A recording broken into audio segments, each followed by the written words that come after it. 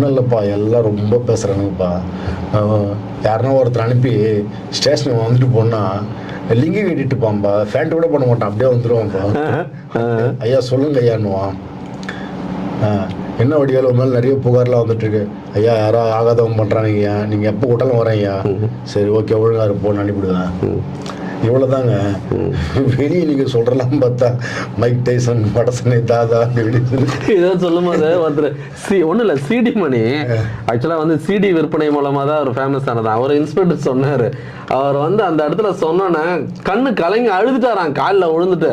சரி, அவர் வெளியில ரவுடி கிடிலாம் இருக்கலாம், ஆனா அதை வந்து நம்மளும் வந்து கொடுக்குற பில்டப் அது கொஞ்சம் ஓவரா இருக்கு. அவங்க என்னன்னா இவங்க பண்ண முடியும் இல்ல. இன்னைக்கு பாக்குற பசங்க வந்து நம்மளும் அப்படி சுத்தினா சீக்கிரம் பணம் ஏர்ன் பண்ணலாம், ரவுடிகளை ஹீரோவா காட்டுறது ஏற்கனவே ஒரு பக்கம் ஓடிக்கிட்டு இருக்கு.